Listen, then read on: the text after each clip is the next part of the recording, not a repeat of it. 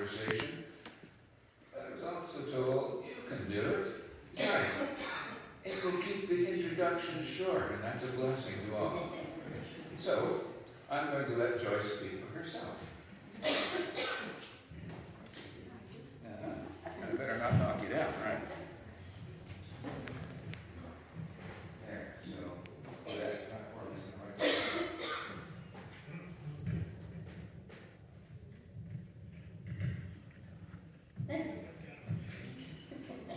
Is the microphone in a good place for you? That's fine. Yes, we're doing fine. We're doing fine. Everybody can hear me, I'm sure. Anyway, as Reverend Bigger said, my name is Joyce Peach. Some people think that I'm the oldest person in the community, but I am not. My friend Elizabeth Thomas, my dear friend, God willing, is going to be 103 years old this November. So I think that puts me in second place. I'd like to speak about the changes that I have seen in my lifetime in Port Morien. I was born September 10th, 1929. They saved you from doing the arithmetic. I'm 95 years old. I have lived here my entire life. First in a home called the Red and the Grey Row on the Backpit Road. Eventually moving to the Sandbar in 1940. Back then, there was no electricity in the community. There was no running water. Homes were heated by coal. Many families living on meager coal company wages. All our families had to be very self-sufficient, growing our own vegetables, raising animals, picking and preserving every kind of berry out there. At the age of 5, I attended the old Gary School on Henry Street, where I spent the next 12 years getting my education. That old school sent forth many learned students who became ministers, professors, a Rhodes Scholar, authors, doctors, lawyers, teachers, nurses, and even politicians, federal, provincial, and municipal. We made long-time friends and participated in all sports and activities at that time, and we walked everywhere. In my very early ages, there might have been 2 cars in the village. This school closed when a new Gary School was built and opened in 1950 to have house grades primary to grade 9. Gradually, over the years, our students were sent to the Port Morien complex, mainly due to dwindling numbers in both schools. A definite blow to the community when Gary School closed permanently. And this was the school where my kids, my grandchildren, and some of my great-grandchildren went to receive their education. Back in 1937, the First World War veterans, of whom my father was one, they applied for and received an application to form a Royal Canadian Legion, which became branch number 55 and is still in the community today. They received their charter on September 27, 1937. And I believe that they knew what was going to take place in 1939. When Germany declared war on Britain, and on September 10th, Canada declared war on Germany, and this war lasted until 1945. Many young people from Morien served in many capacities in this war, and by the grace of God, they all returned home safe and sound, with the exception of 2 local heroes. Wilfred Andrews, and Tom Pendergrass. May they rest in peace. Our Royal Canadian Legion Community Centre is an important building in the community, for many events taking place in Port Morien. In 1944, the first fire department was organised, which served the community to this day with a state-of-the-art fire equipment and a monthly fire hall. The fire department recently received status as a comfort station for their coverage area for storms and power outages. The fire hall is also used regularly by people in the community celebrating special events. Fishing has always been a constant in Port Morien.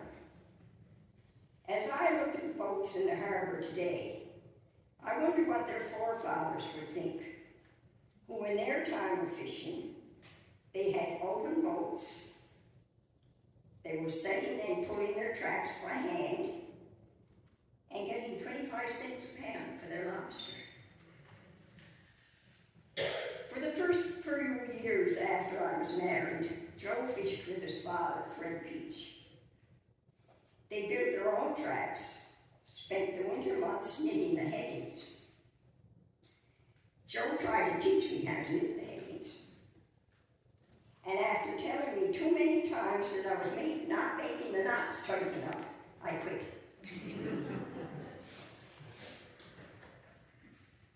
The fishermen of today, second and third generations, buy their traps already made. When H. Hopkins came to Port Morien in the 40s, he opened a fish plant where he canned lobsters, dried cod, and bought other fish caught by our fishermen.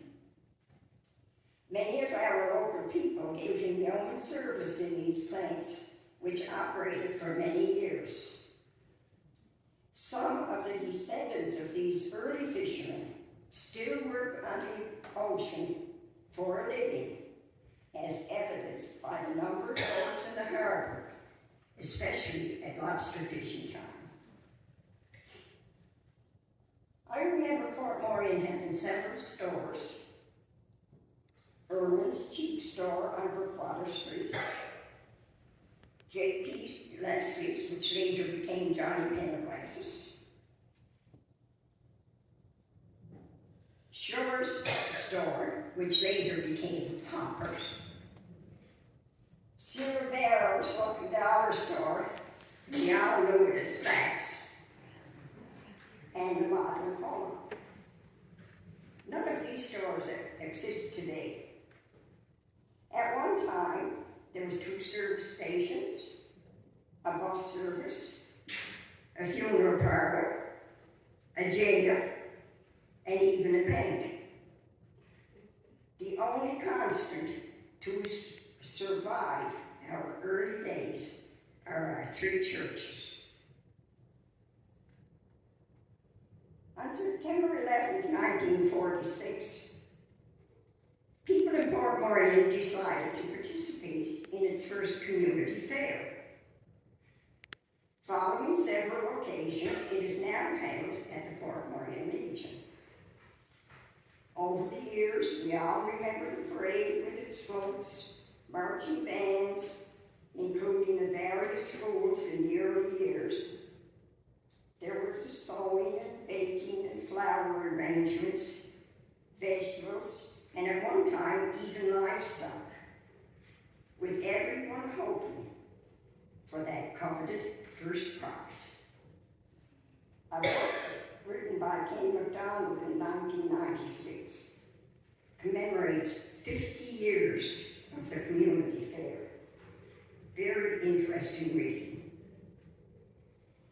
Our community would not survive without the dedicated people, both now and then, who were and still are the volunteers in many of our organizations.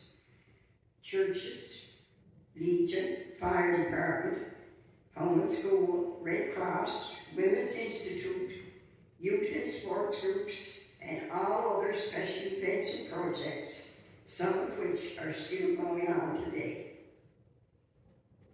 Some events are just memories for those of us of a certain age.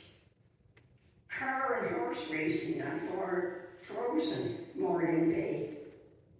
Outdoor hockey and skating on many rinks near Morien. Dances and shows in the old Orange Hall. The Red Cross was always an organization that was special to me. We had so many wonderful people dedicated to this group.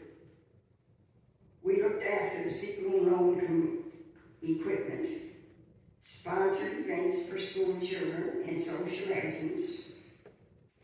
Our swim program was a worthy endeavor, teaching many of our children how to swim in the ocean.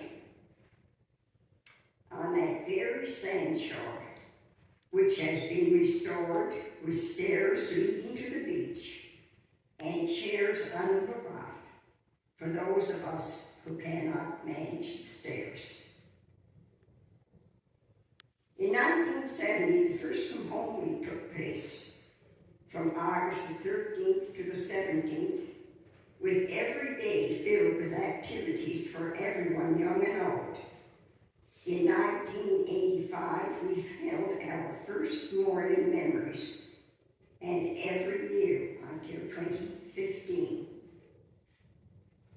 There are so many things I could talk about, but time is limited. But recent dates that stand out for me: September 20th, 2019, my 90th birthday. The day before, a hurricane, Hurricane Dorian. The birthday party was all planned and ready to go. There was no power in the village. What were we to do? Be resourceful. Modern invention, a generator, hooked up in the region. A beautiful day. I don't know if people even realized there was no power. But what there was good food, great conversation, and lots of wonderful family and longtime friends. 2 years later, along comes Hurricane Fiona, which did a lot of destruction to everyone, including my house. Mine was a roof, a chimney, and siding. But in this village, we support one another at all times, and that's what we did. So here we are in 2025 with another Morien Memories, just beginning. Let us all recall those who are no longer with us, but were so important to us and to this village. Let us recall past memories and make new ones as we attend events and activities throughout the coming week.